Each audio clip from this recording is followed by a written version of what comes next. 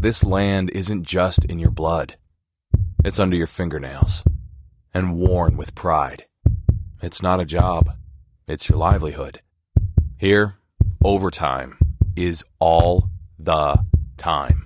But you wouldn't have it any other way. It's written into your DNA. It's what you thrive on. And while farming will never be easy, we can make it better. Introducing the Pioneer 100 series. Meaningfully different canola hybrids. It's time for RealAg Radio on Rural Radio Channel 147 on Sirius XM.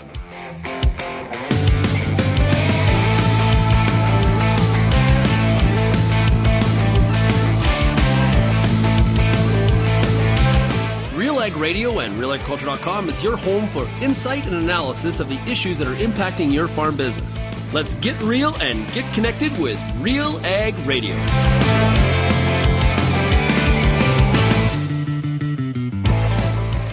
And welcome to RealAg Radio here on Rural Radio Channel 147, Sirius XM.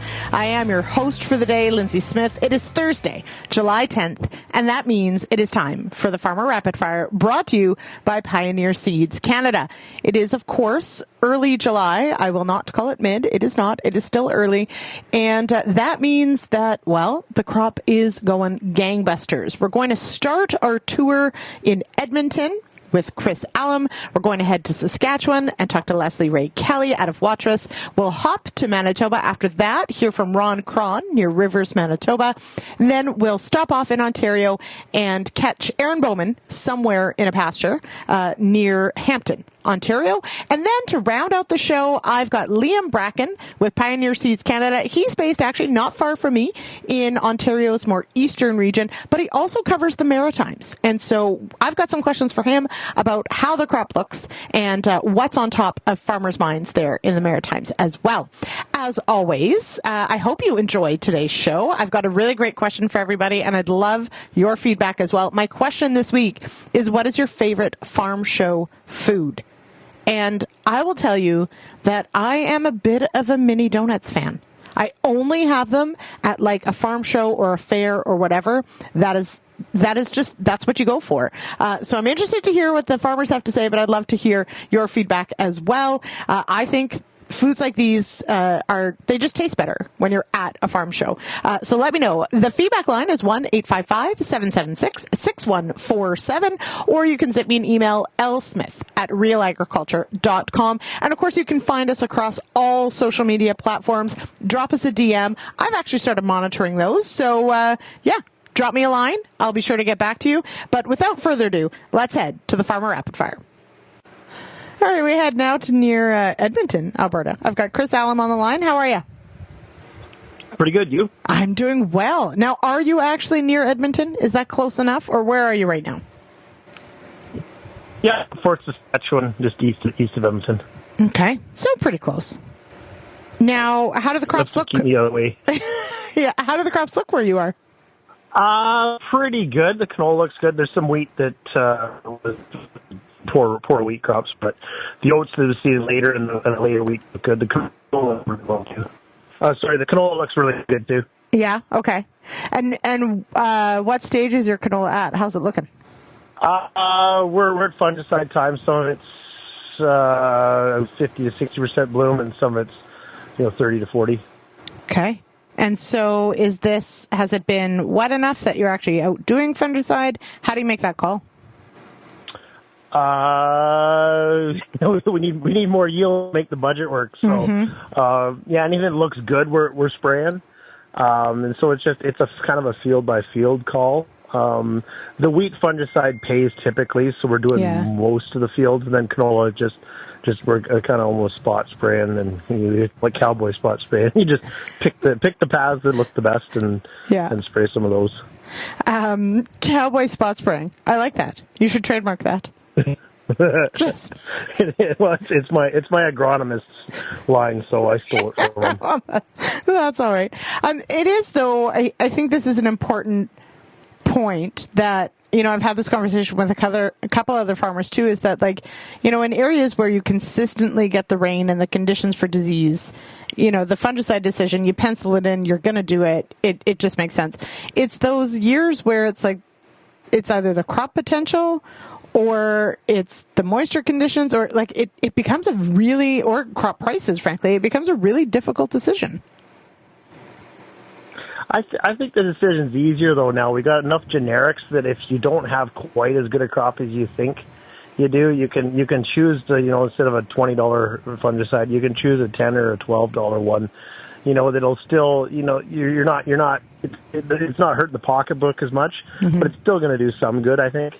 And I mean, those head timing products for fusarium on wheat, they tend to pay out really well. So, I mean, that's I think most guys are looking at that. Yeah, and it's area specific, right? If you're not growing bigger bushels of wheat, it may not be something you pencil in. But generally, guys in our area, I mean, a lot of the acres you'll see tracks there in July from a sprayer. So yeah, for sure. I think more and more guys are doing that. More and more acres getting put on sprayers every year, it feels like. Yeah, it does feel like it's probably the piece of equipment that's going to see more acres, not less, going forward, definitely.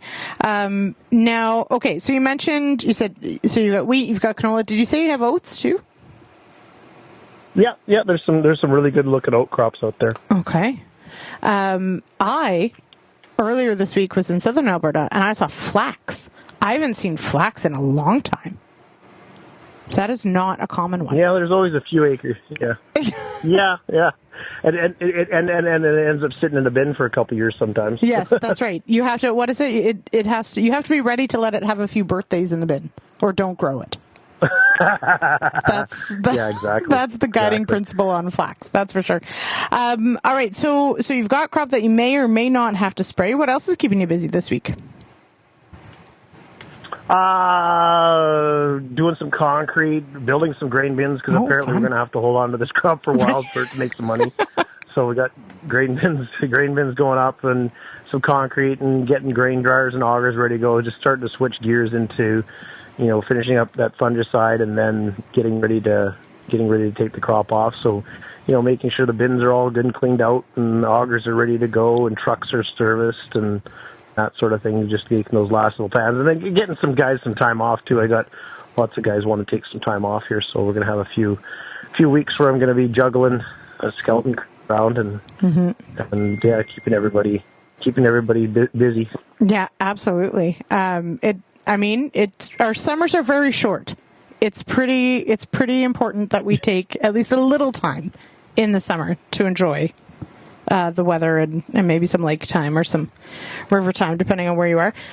But you're right. It does make for, there's still a lot of work that has to get done even if you're down a couple bodies. So, pretty important. Well, I think harvest is going to creep up on us faster than we're used to here. I think it's that early seeded wheat we had, it didn't do well, so it burned up a little bit. So we're going to have some earlier crops to come off, I think. Yeah. So it's going to come up fast on us. Yeah, you're going to have to be ready for sure. Now, my question of the week, which is completely unrelated to anything we've talked about so far, but it's very important, I think, and is about, so next week is AIM. There are, of course, July. When I think of July, I think field days. I think of, standing out in the hot sun, looking at plots, talking with your neighbors and that sort of stuff. My question this week is, when you're at some of these events, what is your favorite farm show food? There's been some good taco trucks. Oh, nice. That. Yeah.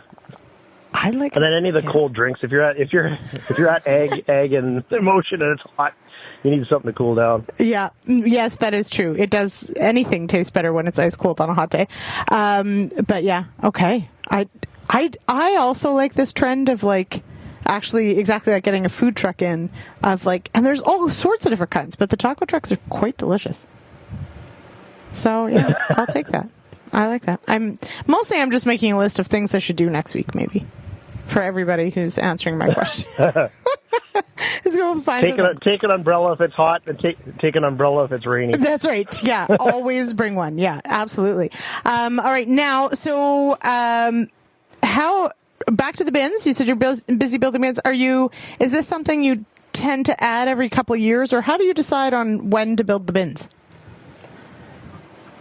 Yeah, so our farm push is generally to more oats, and signing those up with an act of God clause. So taking the marketing risk out of it a little bit, and big oat acres need lots of storage, and you can't move it off the combine necessarily. So building that storage for those oat crops, and I mean, in general, the last 2 years it hasn't worked out, but storage has paid long term. Mm-hmm. So it seems like it's something we need more of all the time. So yeah, I think we're on like a 2 or 3 year cycle. It seems like we had another 1 or 2 every once in a while.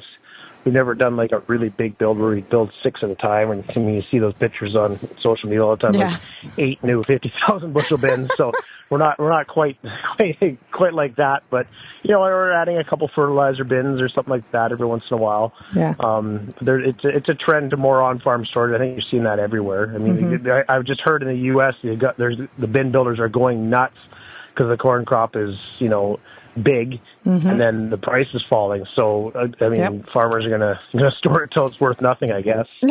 Well, or they're the optimist and they're hoping the other way. But you're right. Sometimes you got to sit on it a little while, and you work so hard, you don't want to put it somewhere where it's not going to stay in good shape. So a new bin is it's a pretty good investment, as you said many times. Depending on the situation, storing it in the bin makes sense. So. Yeah, I think that scenario is gonna come back again. I mean, it hasn't the last 2 years, but I think it's gonna come full circle here. I hope. Yeah, I dearly hope. Yeah, like those people that put up 8 giant bins at a time. Optimism here. Let's be optimistic. Yeah, exactly. Yeah. All right, Chris, I'll leave it there. Thank you so much. I know it's a busy time of year, so I appreciate your time. Have a great day. All right, I'm going to take a quick break here from the Farmer Rapid Fire, brought to you by Pioneer Seeds Canada, and we'll hop to Saskatchewan next, right after this.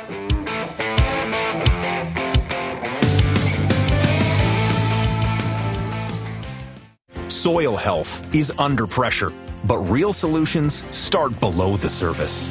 Black Earth offers a full suite of humic solutions, from high-purity granules to powder, liquid, and soluble formulations, all powered by pure Humulite.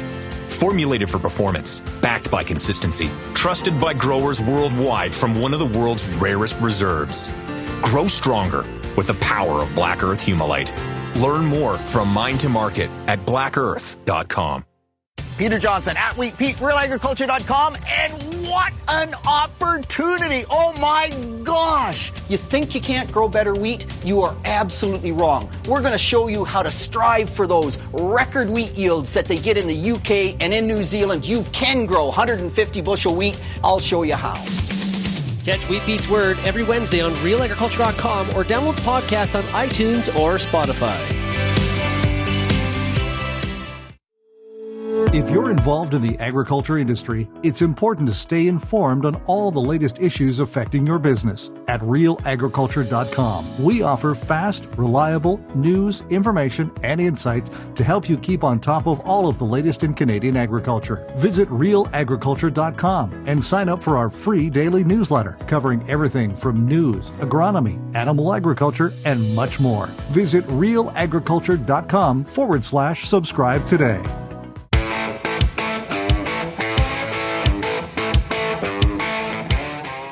To RealAg Radio here on Rural Radio, Channel 147, Sirius XM. It is Thursday, and that means it is time for the Farmer Rapid Fire, brought to you by Pioneer Seeds Canada. We head now to near Watrous, Saskatchewan, and I've got on the line Leslie Ray Kelly. Leslie, how are you? I'm so well, and you know what? I am so happy to talk to you today. It has been a long time, and Sean hogs the Farmer Rapid Fire, I think. I think he needs to share it He does. Yeah, exactly. But he's busy in Calgary this week, so it's good. I haven't been able to chat with you for quite some time. I know. So this is a great way to catch up. So I do, of course, I get glimpses, Leslie, of everything you do on social media, of course, but it's not the same as actually talking to someone. But I feel like I have some idea. But catch us up. What's happening this week on the farm in Saskatchewan? Oh, on the farm, we are we're cutting a lot of grass. We are done all of our in-crop. We've sprayed some fungicides. So right now, my brother is currently fishing. So we are camping, hanging out, and just doing the lawn maintenance that we haven't done for months. Right. That tends to take a back burner when you've got all the other things going on. It always takes a back burner, as many other things do during that time. Yeah, absolutely. Okay. Now, of course, I mean, the farm is one thing, obviously, that's going to keep you busy, but you've got a very active speaking circuit that you do, consulting that you do, all of those things that keep you busy. What's all happening there? What is the latest on what does summer look like for Leslie Ray Kelly, the speaker and social media maven? So I have been around, but the last couple months, my kids have been very busy, so I've had to, unfortunately, decline and then recommend a few other individuals who are great speakers, and my kids are full on involved. So I like to take, the winter is really busy as well as skiing. So I like to take a couple of months off and then focus on my family and my farm. But it's going to ramp right back up here in October and November. And then I'm back in the U.S. and off to Alberta and then a couple in Saskatchewan. Nice. Okay. It is one of the things that we love here at Real Agriculture as well with agriculture as a whole is there are these seasons, right? So just like there are like outside seasons, there's the farm show season, and then there's conference season, and then there's growing season. And so like, why not? Why not just roll with it and embrace it? There's many seasons. Yeah. Many seasons. Absolutely. All right. So you are caught up. Sounds like you are getting a bit of downtime, which is really nice. What will be the next, sort of farm-wise, what will be the next thing that will get you super busy? Oh, so farm-wise, Egg in Motion is next week. Mm-hmm. So we're excited to go there and check out some booths and see some neighbors and farmers. I am speaking at the Do More Egg event on Wednesday where we are screening the deep-rooted film and then having a panel event afterwards. And then it's going to be here in no time desiccating season. So we'll ramp up for that. Yeah. That's hardly. So I just this week spent some time in Alberta and in Lethbridge area, and was both sort of wowed by, first of all, how green it was, which was amazing, but also just like how advanced the crop is really, because in my mind it feels like it's early July, we got time, but you're right, like before we know it, we're going to be talking about, especially and maybe remind everybody sort of what your crop mix is, but depending on what you've got in the mix, like you could be into pre-harvest here pretty soon. Yes, we grow our farm. We grow lentils, canola, hard red, and then we are growing durum this year. And we seed our lentils first, and so we like to start harvest with them because it takes a little bit longer. You can't go as long in the day. And so we like to start slow and like to get those off first. So yeah, we'll start desiccating here maybe the first or the second week in August. And then after the lentils, then we'll be doing, probably then some of our canola will be ready, but usually we'll have a 2-week break after we're done lentil harvest, and then it'll ramp up again. Of course. And then you'll be like full on into it. Yeah, exactly. Okay. Full on until November. Yeah, exactly. Now, I wanted to, you mentioned it, but I do want to make sure we touch on, tell us a bit about, you did mention the film, Deep Rooted, and what's going to be happening at AIM next week. Tell us a bit more about what that's about. The Deep Rooted film touches on, mental health and agriculture. It was shot a few years ago with myself, and then lots of other amazing individuals in this space, from mental health professionals to affected farmers. And it's 33 minutes. And so we'll be screening that. It's a free event at Broadway Theatre in Saskatoon. And then afterwards, myself and our executive director at Do More, Merle Massey, she will be leading a panel event and a discussion afterwards. Oh, wonderful. Okay. I wish I could be there, because I think it will be so cool. It's a great way to sort of share in a project like that, to actually watch it together and then discuss.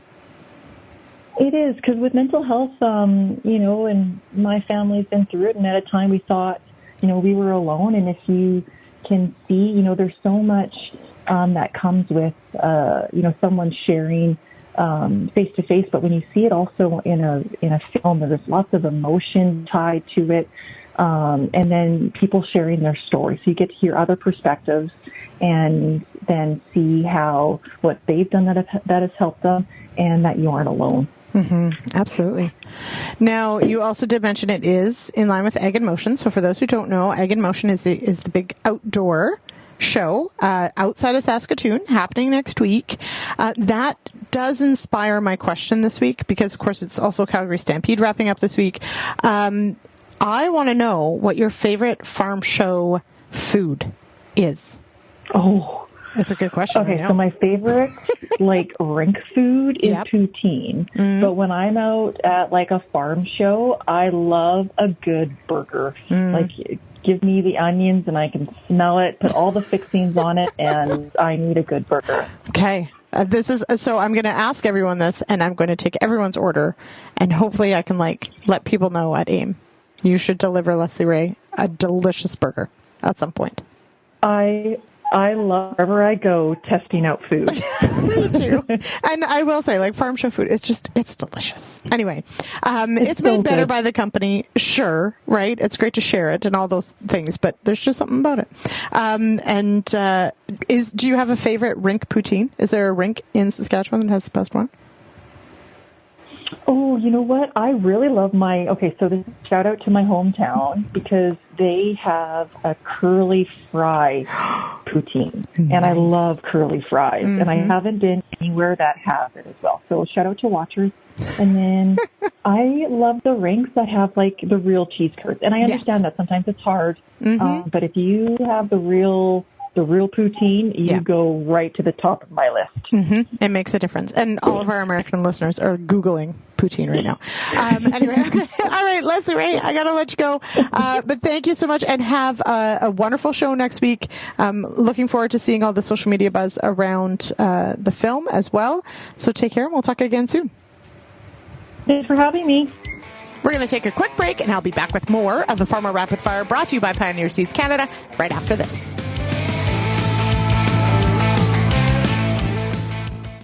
Right now, Saskatchewan wheat producers like you see a $33 return for every dollar invested in wheat breeding. And because of your contribution, Sask Wheat can drive innovation by funding research and initiatives that make wheat profitable and sustainable for generations to come. Varietal improvements, including better yields, are all made possible by you. See your impact and how we support it at every step at saskwheat.ca.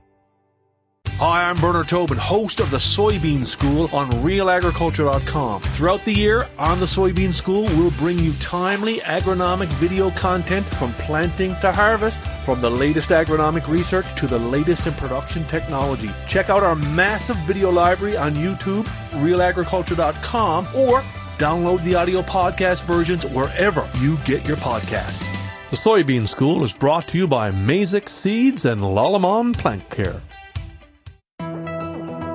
The Canola School on RealAgriculture.com is a video series that showcases the latest in canola research and production agronomy.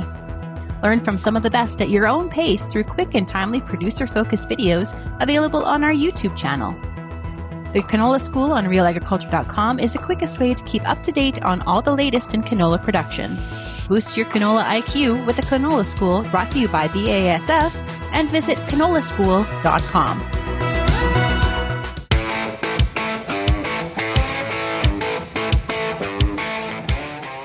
Back to RealAg Radio here on Rural Radio, Channel 147, Sirius XM.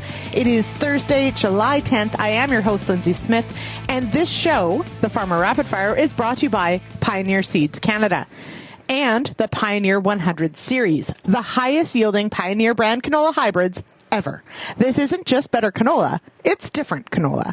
Contact your local Pioneer sales rep or visit pioneer.com/100 series to learn more. We head now to, he's from near Rivers, Manitoba, but I don't know where I've caught him today, so we'll find out. But joining me now on the Farmer Rapid Fire, it's Ron Krahn. How are you, Ron? Yes, very well. How about you, Lyndsey? I'm doing well. So are you near Rivers or Brandon, or where are you in Manitoba today? I'm between Rivers and Brandon today. I'm hauling our second last load of grain for the year. I'm low down on the list of truckers at the farm, but my brother's on holidays, so we've got our employee doing something else, so I guess I'm on the road today. So do you like trucking, or is there a reason someone else does it? I don't mind it. I always enjoy doing a couple loads a year just to remind me what it's like. Even just for thinking about our employees and what's good to expect for a long day, that kind of thing. So I do appreciate going out a couple times a year. Yeah, that's a really good point, and I think it's really important.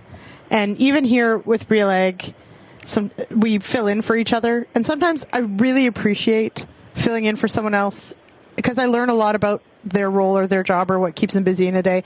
And then it is a good reminder of I'm probably better at what I do. and that's good. Yeah, I don't mind it. And in harvest time, I'm busy trucking grain to the elevator, but a lot of our grain goes a little further away, which this is going about an hour and a half or 2 hours from the yard. And so, it's good just to do it every year. Yep, for sure. It's a good reminder.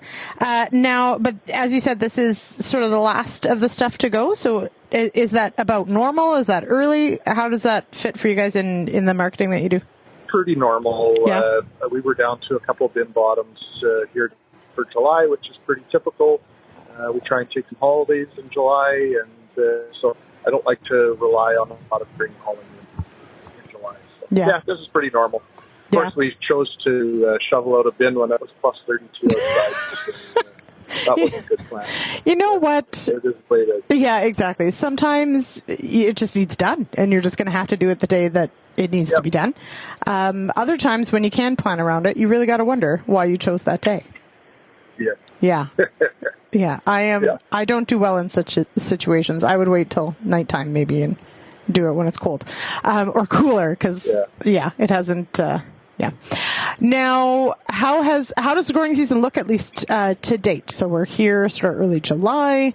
How are things looking? They're looking good still, but we have not had a lot of rain. We're not as dry as what I hear in some areas of Saskatchewan. So drought or too wet is a relative term I find between farming areas. But definitely for what we're used to, this is very dry. So we've had about an inch, maybe just a hair over an inch of rain in the last month. Sorry, in the last how long? Weeks. So okay. But still crops look good. Yeah. So far crops still look good. Our soil moisture probes are showing we still have good subsoil moisture, so we're hoping that roots keep growing down and stay in the moisture. Mm-hmm. Yeah, but a timely rain would be welcomed at this point. Yes. Yeah. An inch or two would be really nice. Really nice, yeah. Now, what's all in the mix this year? Same as always. Wheat, peas, canola, soybeans, sunflowers, and some corn. It is a long list, you know. That is a lot of crops. We really like our rotation. I think in a dry year like this, there may be some crops that maybe don't do as well. Soybeans may struggle if it stays dry. Mm-hmm. Canola is starting to look a little wilty.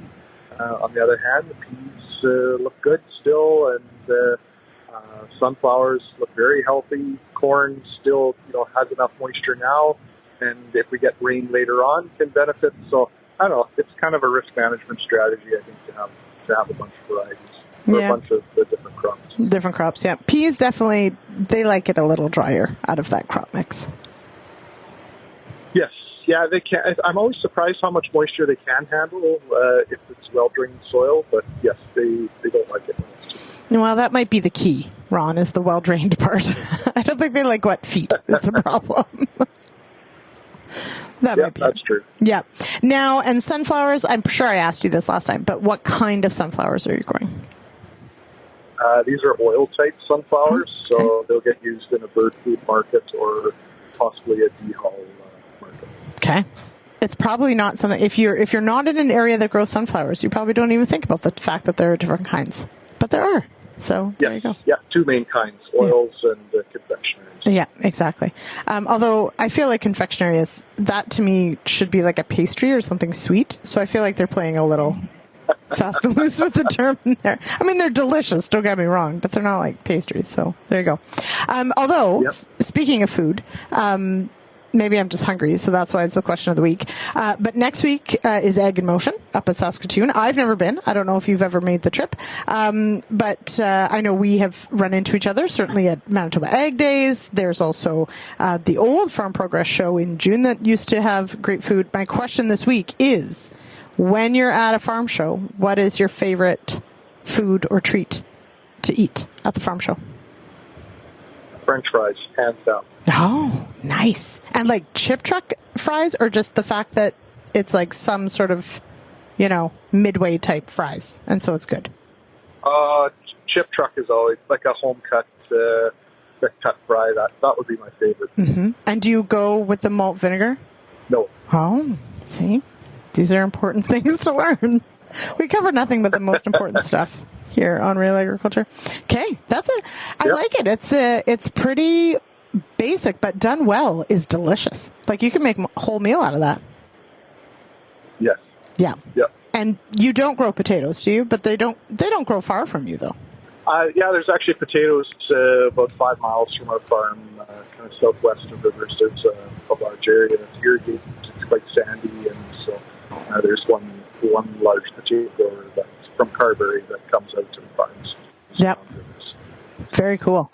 It always surprises me, kind of the little pockets that grow potatoes. As you mentioned, the Carberry area, which is the soil there is perfect for it. Here in Ontario, there's this little pocket sort of north of here that it is not somewhere you would ever expect potatoes to be growing, but lo and behold, there they are.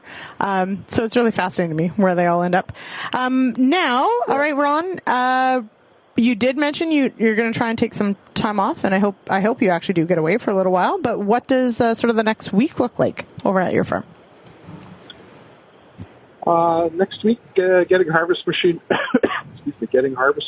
ready, and my brother's just gone on holidays now, and I'm taking off in about 10 days or so. We very intentionally schedule holidays off. It's really easy not to go away because we're just going to go away once the work's done. There's always something to do, but we don't have animals, so we do have some flexibility that way. So yeah, we book time away, and it's really good for us and our families. Mm-hmm. It is so important, and a really good point. You schedule it like you would schedule anything else, and then that's the thing you're supposed to be doing. So then you don't have to worry about it. Yeah, I've always joked if we don't go away during that time that we booked off, then that's our fault. That's not And now, we had this conversation in our household not long ago about sometimes how poor we can be at relaxing when we have our downtime. Are you able to like unplug, decompress, and actually enjoy your time off? Have you done the work so that you can actually turn the farmer brain off for a little while and just chill? Yeah, it's hard to do it if I'm just at the farmyard, but we try and go away. We try and do some camping. We have a lake just 2 miles from our farm, and so sometimes it's just nice to go down there for the evening and kayak or do some water skiing or whatever. And so if we go away for a little while, it usually takes a day or two to kind of unwind, and then I find the last day before we come home, and I start to check emails a little more regularly. Mm-hmm. But, usually I can wind down for a bit. Well, good. I'm glad to hear it. All right, Ron, we'll leave it there. Enjoy July. I hope you do get that rain that you need, and some downtime. That sounds pretty great. Yeah, thank you. We'll be back with more RealAg Radio and the Farmer Rapid Fire, brought to you by Pioneer Seeds Canada, right after this.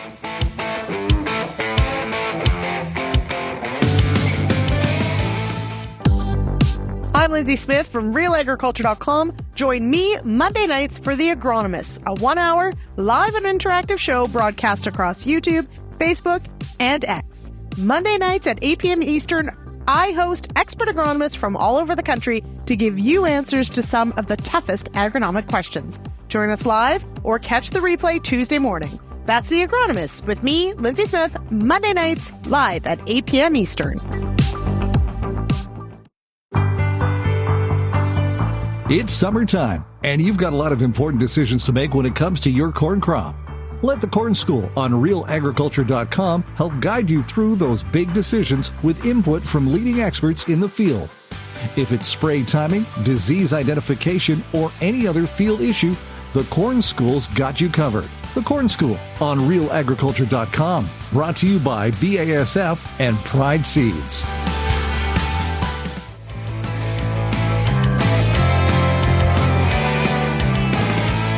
Welcome back to RealAg Radio here on Rural Radio, Channel 147, Sirius XM. It is Thursday, July 10th. I am your host, Lyndsey Smith, and it is the Farmer Rapid Fire, brought to you by Pioneer Seeds Canada. We head now to near Hampton, Ontario, and we've got Aaron Bowman on the line, probably from the middle of a field. Aaron, how are you? I am good and hot. We can commiserate on this one. It has, is it just the humidity that's been getting me down, or is it really a much hotter summer than we've had in a while? I have no clue, but God, every day feels hotter. Yeah. I think it's just I'm getting older. Maybe. We're just getting older and crankier. That's entirely possible. Right? Yeah, exactly. Okay, now, I did say you were probably in a field. I'm going to guess somewhere near the cows. How is the week going? How is your season going? This season, I don't want to say. It was almost like 2019, which I said I'd never be a seed dealer again. I don't know. It just seems every time I turned around, Mother Nature was throwing another curveball at us, and we were going from too much rain, and now we're dang near, I'm not going to say drought, because we're not in a drought yet. The corn is still holding up. The beans are holding up. Wheat's accelerated because of it, but still, overall, we can't complain. It's still not a horrible season. So yeah. But yeah, not my favorite. I'll tell you that. It wasn't last year. Yeah, exactly. Now, what about the cows, though? How's the grazing season gone? I know we've had some weird sort of managing different things of different growth rates and different, pastures and those sorts of things. How's that looking for you? So early on we were cool, so it actually worked out well for that. Like the pastures didn't accelerate too quick on us. Now they are in, the cows themselves are in some more mature pastures. And then after about the time we got, I think it was 90 or 100 mils of rain, I always kind of figured we're probably going to get a dry spell, so I actually put out 2 fields of cover crops, just to make sure that if we are where we are right now, I've got something to continue to keep the pasture and the grazing going, and kind of give them more that 40-day to, even if I have to go to 45-day rest period for our permanent pasture. So they're in OP triticale. Nice. Now, so when did the OP triticale mix go in?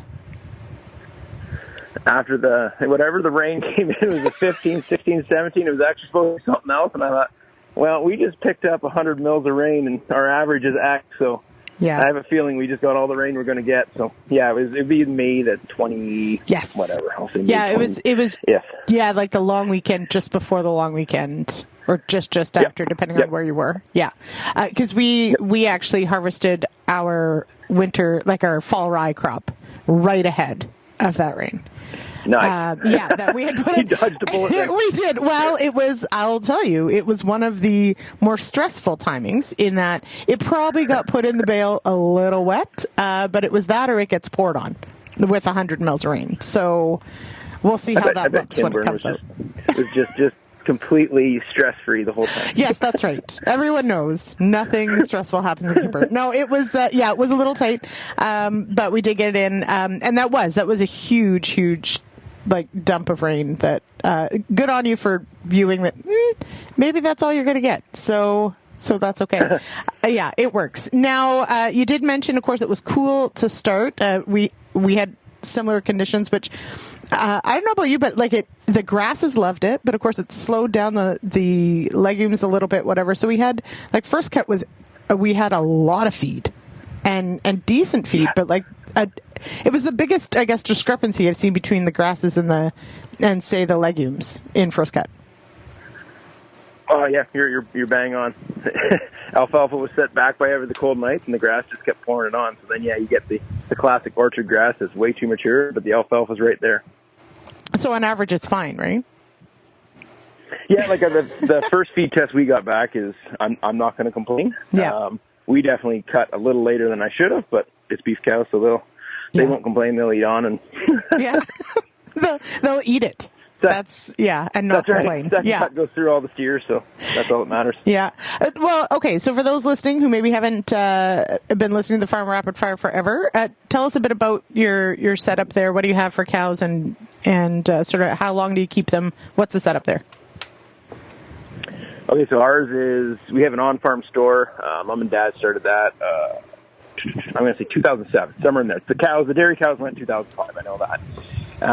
So anyways, we were kind of looking for something that would replace them. They had to have livestock, but we still had to keep kind of making money at it. And they went the on-farm store route, and we've kept it going since. And graze, we basically finish everything as much as we can on grass. As we say, we're in Canada, so can't help it. But in the wintertime, they got to come in. So all of our customers know that, and they're fine with it. So. It's funny you say they had to have livestock. I think you do just get used to it. And then what would you do? My wife questions it. But Chris and I do too sometimes. It really is. Yeah, you see other people just leave for a weekend. I don't know how that feels. Right? Yeah, exactly. She sees all her teacher friends leave and go away, and here we are. Here we are. Cattle. Moving cows. Yeah, exactly. Yeah. Now, my question of the week, and of course, we are July. July to me is, lots of grass, but lots of field days, lots of one-day events, lots of farm shows, maybe in different parts of the world, but it's a busy time of getting together. My question this week is best farm show food, or your favorite farm show food. Oh, geez, I think I have to go back to the outdoor farm show.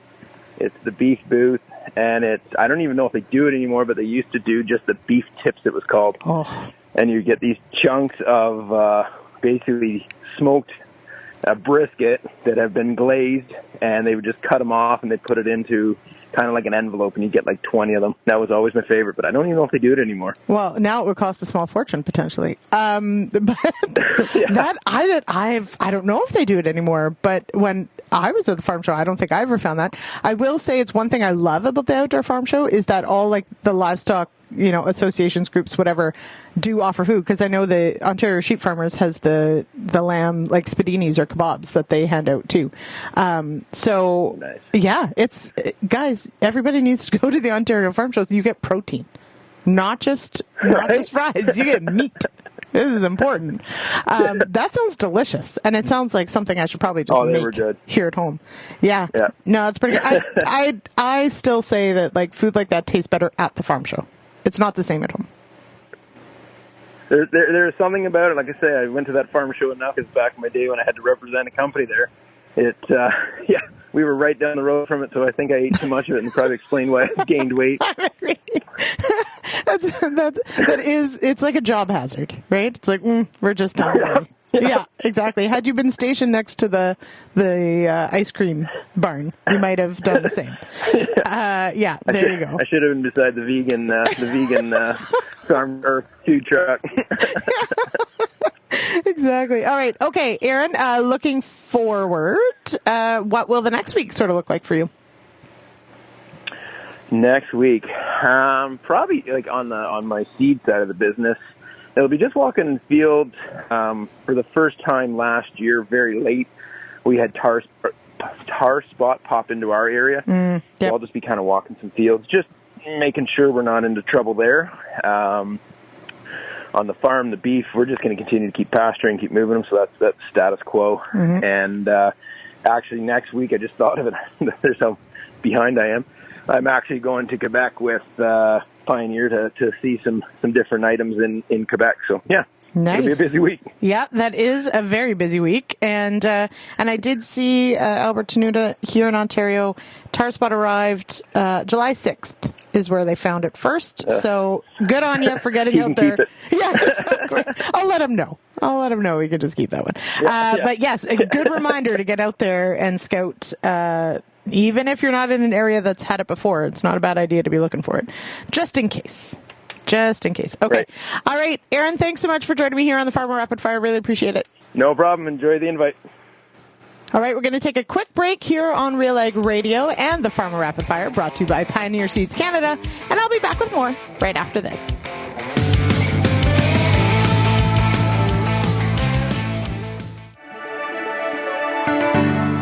Built on over 100 years of seed innovation and unwavering commitment to farmers, Pioneer 100 Series canola hybrids deliver a step change in yield performance and agronomic traits. This isn't just better canola, it's different canola.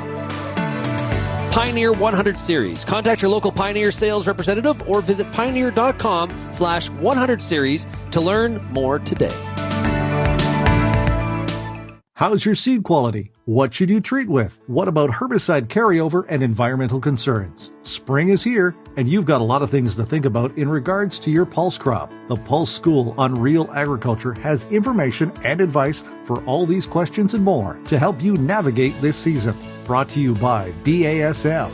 Pulse School episodes are available at pulseschool.com, realagriculture.com, or as a podcast on your favorite streaming service. Download the latest episode today.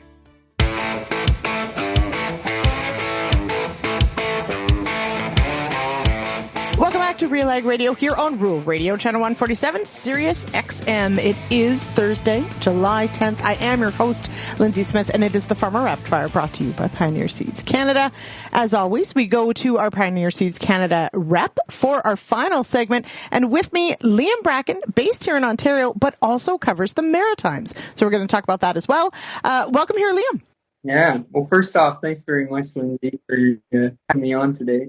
I'm Liam Bracken, based in kind of southeastern Ontario, and I also cover, I guess, the Maritimes as part of my role. And it's quite the opportunity to get to work with some great people. Now, when you say the Maritimes, do you mean like PEI, Nova Scotia, New Brunswick? Like you're going to cover all that area? Yeah, we got it all. It's pretty broad geography. And lots of different subsets of differences in how the environment is and what the growers encounter out there. So yeah. Now, you did just get back from doing sort of a scouting route out there. What are some of the challenges that you came across? What are farmers asking about? Really, there was a good spring, good window early on. A lot of crop got planted. Then it got really, really wet and cold. And there's challenges that come from that. And I guess a lot of crop, I would say, was probably planted in that beginning of May, second week of May, and then it halted for a bit, and then we got planted again. I'd like to call it May 40th. Right. Yes. Yeah. Into June. Some of the seeds sitting in the ground for a while can endure some pressure from insects and diseases, and a lot of questions around, is it worth replanting that stand, or do we just leave it? So there's a lot of assessments out there just to make sure everybody's gone along okay. But by and large, we've received some adequate rainfalls since then, and some temperature as well to help move that crop along. And I'm actually very pleased with how it's come along, considering the spring that they had. But bringing it a little closer to home, you're not far from where I'm based here, just west of Ottawa. It is Eastern Ontario, and to me that means white mold and soybeans. And I don't know about you, but it rains pretty much every second day right now. And so how are the beans looking in your territory? How are farmers sort of teeing up whether or not they're going to spray that fungicide? Or are we even into, dare I say it, a two-pass system? Yeah, that's the big question that's coming on now. And it's very variable. From the early planted stuff, we're in that full flower stage, and guys that are looking at doing a two-pass program, they're considering that application this week. The first shot followed by another application 10 to 14 days later after that residual's worn out, and to get us through that critical flowering window. That's where the white mold gets in, is in those flowers and soybeans. Then there's later stuff, that hasn't necessarily had that opportunity to canopy in as fast. And we're looking at delaying that application, maybe only doing one application, especially even in those heavy white mold pressure zones. Now, is it white mold is one of those ones that, again, if you've got a nice canopy, You're usually, because of that humidity, there's a lot of yield potential there. You want to protect it. So good beans need a fungicide pass, and so it's a good problem to have, I guess. But we are really prone to white mold here in the East. Does crop rotation really come into play there, or is it really about the conditions in crop when that crop is flowering? 100%. I like how you said it's a high yielding disease. It's wherever the beans are really good, that's typically where you're going to see it, and where the beans are canopied in. If you're feeling underneath that canopy and it's very damp and cool, that's ideal white mold conditions. We're looking at fields depending on where we're going to preference that application. In those high fertility areas, maybe where there's been an application of manure as well. Right by the barn, you always see a bit more white mold than anywhere back in the day when they were spreading manure. And then as well, other factors like your row spacing, but more importantly too is your final stand. That population is a really big role into that. But right now, that all those management has been already done, so we're looking at fungicides now to help protect us. Now, one last note, I would say, as you mentioned, there was some sort of start and stop, some variability in the planting season. Weeds in some areas definitely got away on some farmers. Others got some really good timely weed control. How are things looking? How are farmers dealing with that? Should they go? Is it too late? How does the weed control question play right now? Yeah, there's definitely some, just because of that cooler spring, we did the best we could, put those residuals on, and they're just running out of steam. Plus the rainfall that we've gotten in some cases just accelerated some more germination of some weeds. The most important thing I'd say is we got to follow our labels and crop restriction labels to make sure that we can apply for example, Roundup in Enlist and Enlist soybeans. We can't apply any further past that R2. In corn, we want to make sure we're applying, or last time we apply Roundup is 8 leaf in corn. And if you have power corn and list corn, you can go to that 10 leaf time frame as well. But just make sure you follow those labels and apply as needed.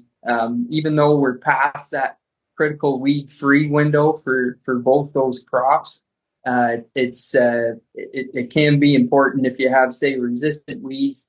I'd quote Peter Sikkema. His goal with resistant weeds is to leave none going back into the weed seed bank. So it also makes harvest a lot easier too when there's less weeds present. All right, Liam, what will you be looking for in the week ahead?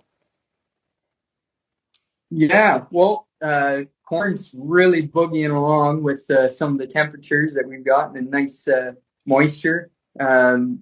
We can do a little trick for those that are interested in seeing when their tassels are going to emerge as it pertains to a fungicide application. So some of the earlier planted fields that I've been in, we're getting 4 leaves away from tassels. So it takes about 3 days or so for a leaf to emerge at the temperatures that we've been getting. And at that math, we're looking at just shy of 2 weeks before tassels start to emerge, and we're thinking about putting on a fungicide.